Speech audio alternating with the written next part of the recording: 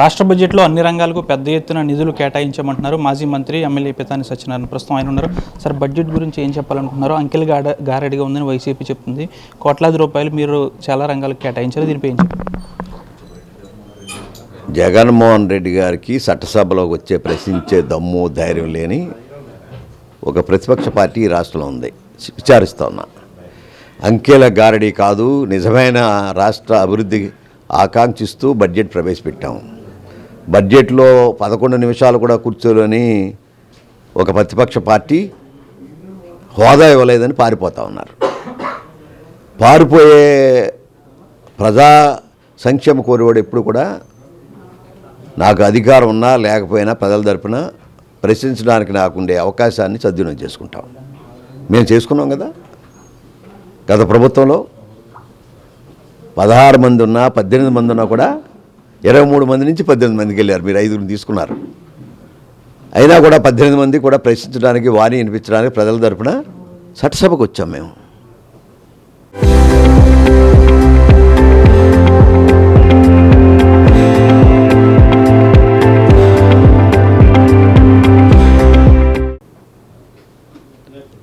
ఈరోజు అంకెల గారడి కాదు, మేము ప్రతిదీ కూడా చదివి వినిపించాము, ఆన్లైన్లో పెట్టాము. రైతుల గురించి చెప్పమంటావా? రైతులకు సంబంధించినంత వరకు ఏ ఒక్క స్కీము కూడా నువ్వు నడపలేకపోయావు. నీటిపారుదల సంఘాన్ని కూడా ఫెయిల్యూర్ చేశావు. పోలవరం చేశావు, ఒక డ్రైనేజ్ చెత్త తీయలేదు, కాలువలో తవ్వలేదు, తూటి కూడా తీయలేదు. నీటి వినియోగదారు సంఘాల యొక్క కాన్స్టిట్యూషనల్ ఆబ్లిగేషన్ కూడా నువ్వు పూర్తి చేయలేకపోయావు. ఆఖరికి చెక్ డ్యామ్స్, లాకులు ఎక్కడా కూడా నువ్వు రిపేర్ చేసిన పాపన పోలే. ఉద్యోగస్తులు డిఎస్సి ఎప్పుడు కూడా ఆంధ్రప్రదేశ్ పబ్లిక్ సర్వీస్ కమిషన్ ఒకటి ఉంటుంది. దానికి ఒక క్యాలెండర్, ఉద్యోగ క్యాలెండర్ ఉంటుంది. నువ్వే 5 సంవత్సరాలు ఏ క్యాలెండర్ నడిపావు చెప్పండి? ఏ క్యాలెండర్ నడపలేకపోయావు. మేము వచ్చాం. ఇవాళ 15,741 ఉద్యోగాలు మెగా డిఎస్సి పెట్టి కమిషన్ ద్వారా పబ్లిక్ సర్వీస్ ఉద్యోగాలు పిలిచి వాళ్ళకి ఉద్యోగ అవకాశాలు కల్పించాం. ఆఖరికి ఇవాళ కానిస్టేబుల్ ఉద్యోగాలు ఇచ్చాం.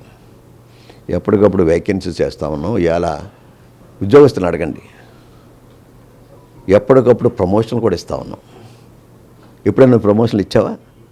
కక్ష కట్టి ఉద్యోగం తీసేయడం ప్రయత్నం చేశావు. ఉద్యోగస్తులను అడగండి. మీరు తప్పు చేస్తున్నారు, ఒప్పు చేస్తున్నారు, ఉద్యోగస్తులను అడిగితే చెప్తారు. మొన్నే టీచర్స్ వచ్చారు నా దగ్గరికి. బాబు, మా ఎంత రివర్సల్ వెళ్ళిపోయిందండి, మా అన్నీ కూడా మా శాలరీస్ కూడా కట్ అయిపోయినండి జగన్మోహన్ రెడ్డి గారి అన్న. మీరు ఓటేసి నెగ్గించుకున్నారు కదరా అన్న. బాబు, మీరందరూ కూడా మీరంతా చదువుకున్నవారు, మీరే నెగ్గించుకుంటే ఆయన చేసింది కరెక్ట్ అని అనిపిస్తుంది నాకని చెప్పాను నేను. బాబు, పొరపాటు చేసామన్నారు. అంటే ఆయన మాట్లాడేదానికి చేసేదానికి సంబంధం ఉండదు. రాజధాని కట్టాలన్నాడు, వచ్చిన వెంటనే రాజధాని తీసేశాడు. పోలవరం కట్టాలంటాడు, పోలవరం ఏమో రివర్స్ టెండర్ పెట్టి చేసేసాడు. ఏం చేశాడు? ఆయన అనుకున్నది సిద్ధాంతం. రోడ్డు కూడా రిపేర్ కూడా చేయలేదు, గోతలు పొడ్చలేదు. ఈ రాష్ట్ర అభివృద్ధి ఏం చేస్తావు నువ్వు? రైతులకు సంబంధించి సబ్సిడీ ఎప్పటి నుంచి అడుగుతూ ఉన్నారు. అంతర్జాతీయంగా రేట్లు పడిపోయాయి, మాకు కరెంటు బిల్లు వల్ల ఇబ్బంది పడుతున్నారంటే పట్టించుకున్న నాదుడు లేడు. ఈ రకంగా నిరుద్యోగ పరిశ్రమలు, నువ్వు ప్రతి ఓడిని నువ్వు ఇక్కడ పరిశ్రమ పెడితే నాకేమిస్తావని మాట్లాడావు. అంతే పారిపోయారు. ఇవాళ పరిశ్రమలు వస్తూ ఉన్నాయి. ఎకరం భూమికి తక్కువ రేటు ఇవ్వచ్చు, ఇవ్వలేదని మేము అంటలే. కానీ వారికి ఒక రకమైన ఇన్సెంటివ్, పారిశ్రామికవేత్తకు ఇన్సెంటివ్ ఇస్తే ఈ రాష్ట్రంలో 28 రాష్ట్రాల బదులు మన దగ్గర రావడానికి ఒక ఇన్సెంటివ్ స్కీమ్లు పెట్టుకుని మేము రన్ చేస్తున్నాం. ఆ రోజు కియా కూడా అలాగే తీసుకొచ్చాం. కియా ఎన్ని రాష్ట్రాలు పోటీ పడ్డాయి? ఆ రోజు కూడా చంద్రబాబు నాయుడు గారు తీసుకొచ్చారు. నీ ఆఖరికి వడ్డీ 13, 14, 15% వడ్డీ తెస్తే మేము 10% టార్గెట్ పెట్టుకుని ఆ వడ్డీ లోపల సవరించడానికి వేరే అప్పులు తీసుకొచ్చి ఈ వడ్డీని ఏదైతే అప్పుని చెల్లించి ఆ వడ్డీ మార్పులు కూడా బడ్జెట్లో పెట్టాం. ఇంకా గార్డు ఏం కావాలా? నిన్నెత్తి చూపిస్తున్నామే కదా. కాదని చెప్పు. అంకెల్ గారడీ అయితే వడ్డీకి ఎక్కువ తీసుకురాదని చెప్పు. నేను తక్కువ తీసుకొచ్చానని చెప్పించామని గారడీ. ఇది నా ప్రశ్న. అంచేత అన్ని శాఖలకు సంబంధించిన తరచు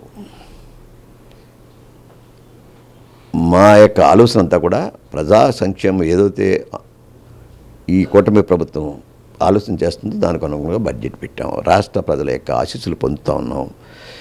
ఇవాళ మేమైతే డబ్బులు ఉన్నా లేకపోయినా ఇచ్చిన హామీ సూపర్ 6 అమలు జరుపుతున్నాం. మేము మిగిలినదల్లా కొత్త పెన్షన్లు ఇవ్వాలి. బడ్జెట్కి అనుగుణంగా డబ్బులకు అనుగుణంగా డెఫినెట్గా ఓపెన్ చేస్తాం. వారికి కూడా ఇస్తాం. ఇళ్ళ పట్టాలు ఇస్తాను నా కొత్త వారికి. చాలామంది నువ్వు డూప్లికేట్ పట్టాలు ఉన్నవాడికి ఆస్తి ఉన్నవాడికి పట్టాలు ఇచ్చావు. అమ్మారు, మీరు పట్టాలు అమ్మారు. ఇవాళ బహిరంగ చెప్తా ఉన్నాం, చర్చిస్తున్నాం. ఆఖరికి ఇల్లు కడతానని లక్షల రూపాయలు తీసుకుని ఇల్లు కట్టుకోకుండా కొన్ని మీ కార్యకర్తలు ఉన్నారు. చూస్తూ ఉన్నాం, వెరిఫై చేస్తున్నాం. అవన్నీ డూప్లికేట్ పట్టాలు ఇచ్చారు. ఎంఆర్ఓ సంతకం పెట్టవలసింది కూడా వీఆర్ఓల చేత డబ్బులు ఇచ్చి పెట్టించుకున్నారు మీరు. ఇది ఉదాహరణ. మీ ప్రభుత్వం యొక్క ఆలోచన అంతా కూడా కక్షపూరితమైన పోలీస్ వ్యవస్థ మీరు కనుసరణలో పెట్టుకున్నారు. అధికార యంత్రం ఆఖరికి ఐఏఎస్ ఆఫీసర్లు కూడా రూలు ఒప్పుకోదంటే ఆ స్థాన భ్రంశం కల్పించి మీ అధికార మదాన్ని అధికార దుర్వినియోగం చేసుకున్నారు.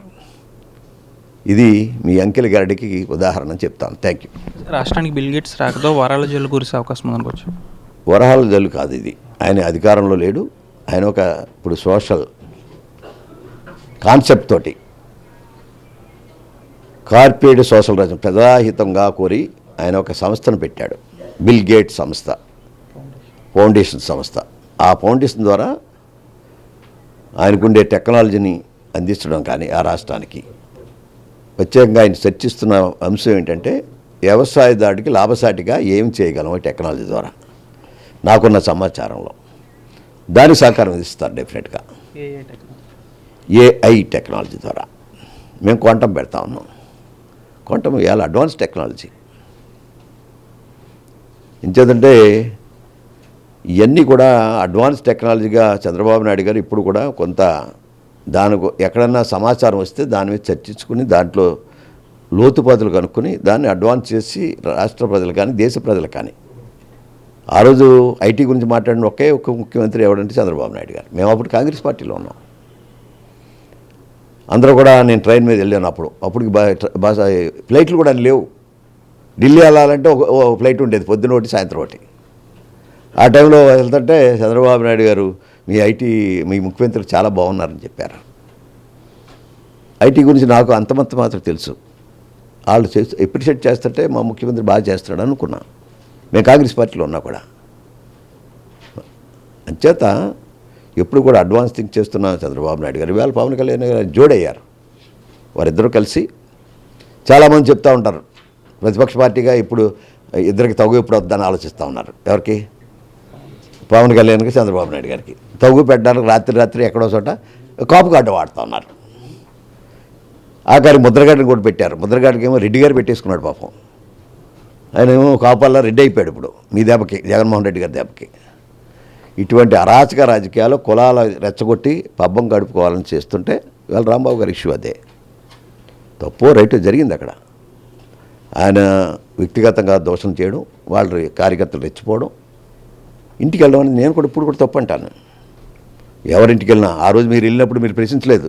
తెలుగుదేశం పార్టీ బద్దలు కొడితే ఒక కేసు కట్టలేదే మీరు? ఇవాళ మీకు అధికారం ఎక్కడదే? ప్రశ్నించడానికి ఎక్కడదే? ప్రకాశం జిల్లాలో కార్లు బద్దలు కొట్టారు, కర్రలట్టుకొచ్చి నామినేషన్ వెళ్తుంటే ఆ రోజు ఒక కేసు కట్టలేదు నువ్వు. ఇవాళ ఎక్కడ నీకు అక్కడ ఉంది? అయినా కూడా మేము రాంబాబు గారి మీద దండయాత్ర పెట్టిన వాళ్ళని కూడా కేసులు కట్టాం. చూడ్చుకోమను. నువ్వెక్కడ కట్టావయ్యా?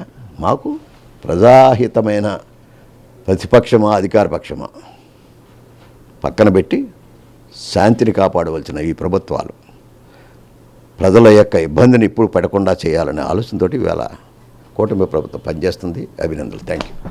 రాష్ట్ర బడ్జెట్లో ప్రతి రంగానికి కోట్లాది రూపాయలు కేటాయించమంటారు మాజీ మంత్రి పెత్తన. అంతేకాకుండా అసెంబ్లీలో కనీసం వచ్చి సమావేశాల్లో చర్చించాల్సిన జగన్ ఈ విధంగా వెళ్ళిపోవడం పట్ల కనీస అర్హత లేదంటున్నారు మాజీ మంత్రి పెత్తన సత్యనారాయణ. వీడియో జర్నలిస్ట్ శేఖర్తో మనోజ్ టీవీ, పశ్చిమ గోదావరి జిల్లా నుంచి.